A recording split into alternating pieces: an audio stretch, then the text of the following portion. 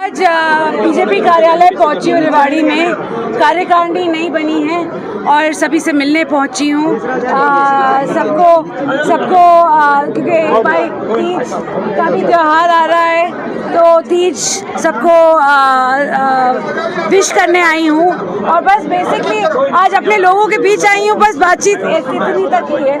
हाँ जी मैडम, रेवाड़ी का स्वास्थ्य बहुत खराब है। दो लोग बोल रहे हैं जी एक साथ। रेवाड़ी 258 से 490 रैंक पे आया है। फिर से बोले। रेवाड़ी का स्वास्थ्य इतना खराब है कि 258 से 490 रैंक पे आया है। इसको लेकर क्या कहना चाहोगे? सफाई के मामले में जो रैंक गिरा है जी, स्वास्थ्य के मामले में नहीं, सफाई में नहीं, सफाई और सुनो ये ट्राई मत करो मेरे साथ। हाँ तो सच बोले तो सच बोलो कि सफाई के लगातार देखो हमारे विधायक जी भी लगे हुए हैं सफाई के मामले में और हर चीज़ को थोड़ा वक्त लगता है और हम चाहते हैं कि रेवाड़ी नंबर 1 पे पहुंचे। और ये वक्त भी ऐसा है कि बरसात का है तो सारा गंदगी और बढ़ती रहती है, मगर हम आने वाले वक्त में आप देखेंगे हमने ना ही सड़कों का पे काम करना है, हमने सीवर पे काम करना है और ये बहुत सारी चीज़ें हैं जो रेवाड़ी की आवश्यकता है। वो अगले साल आपको इससे कहीं ज़्यादा सुधार दिखेगा। ये है सफाई की बात।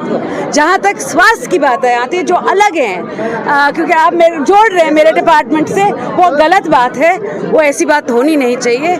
मेरा डिपार्टमेंट जी, मैं पूरी कोशिश कर रही हूँ अपने डिपार्टमेंट को लेकर जो बेहतरीन स्वास्थ्य सुविधाएं हैं पूरे हरियाणा में। और क्योंकि रेवाड़ी तो मेरा घर है तो मैं घर पे ऑफ कोर्स ज़्यादा ध्यान देना चाहती हूँ, मगर ये है कि हमें आज के दिन जो मैं अभी देख के आई हूँ, मैं अभी सीधा सिविल अस्पताल से ही देख के आई हूँ। हम सब जानते हैं कि बारिश के दौरान पानी भर जाता है। पिछली बारी 1 महीने पहले पानी इतना सारा भर गया था कि हमारे को बिजली ऑफ करनी पड़ी। जनरेटर तक की जो सुविधाएं थी वो भी उसी पैनल से निकलती थी, तो वो उस पैनल से निकाल के हमने जनरेटर की सुविधाएं पब्लिक हेल्थ के हाथों और PWD इलेक्ट्रिक के हाथों, क्योंकि हमारे जो कमिश्नर साहब हैं पब्लिक हेल्थ के, वो भी रेवाड़ी इंचार्ज हैं, तो हम दोनों इसको देख रहे हैं कि हम जल्द से जल्द सिविल अस्पताल में बेहतरीन से बेहतरीन सेवाएं और सफाई दोनों कैसे ला सकते हैं। अभय सिंह का बयान आया है, उन्होंने कि 5 विधानसभा में विपक्षी दलों के साथ चुनाव लड़कर जीतने वाले वो कह रहे हैं कि हमने सरकार बनाई है। नागर चौधरी ने हवा बनाई है। कल के जो जिस तरह का आपका बयान था उस पर उन्होंने रिएक्ट जी, अगर हवा बनाई होती तो वो जीत जाते ना। हाँ अलग। नेक्स्ट, रेवाड़ी में स्वास्थ्य सुविधाओं को लेकर के बावल में हाल ही में सिजेरियन व्यवस्था शुरू की गई और कैसे बेहतर किया जाएगा, क्योंकि और भी बहुत जगह काम चल रहे हैं। हाँ बावल में, रेवाड़ी के बावल में जो सिजेरियन जो पहले नहीं था, पहली बार ऐसा हुआ है। FRU बावल और खोसली दोनों में FRU लगा है। बिल्कुल जी, ये पहले नहीं था। ये हमारे सरकार सैनी जी की सरकार का एक वन सिंगल माइंडेड वे के मदर और चाइल्ड हेल्थ को लेकर बहुत ज़्यादा प्रभाव डाल रहे हैं। हम हर डिस्ट्रिक्ट में, हर विधानसभा में FRU खोलने जा रहे हैं। अभी हमारे रेवाड़ी में, अभी आपने देखा होगा, खोसली और बावल दोनों में खुले हैं। मेरे महेंद्रगढ़ में अटेली में खुला है और करीना में खुला है। बहुत जल्दी अटेली में भी खुलने वाला है, नागर चौधरी में भी खुलना वाला है और महेंद्रगढ़ में भी खुलने वाला है। तो हमारी कोशिश यही है कि सारे पूरे हरियाणा में, क्योंकि गर्भ अवस्था में जब महिला आती है तो कभी कभी कष्ट और बीमारियां हो जाती हैं, जैसे डायबिटीज़ होती है, हाइपरटेंशन होती है, फलाना, कभी कभी सिजेरियन की आवश्यकता पड़ती है। तो उस दौरान अगर हमारी आशा वर्कर्स और जो हमारी आंगनवाड़ी वर्कर्स है हमें इतला कर दें तो हम ऑपरेशन का डेट फाइनलाइज करवा के, ताकि उनकी जान को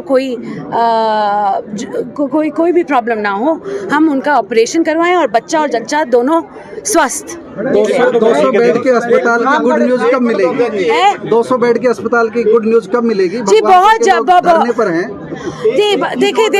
देखिए सबसे बड़ी बात तो है कि आपने धरने की बात पूछी है। मैंने कल भी ये बात की थी।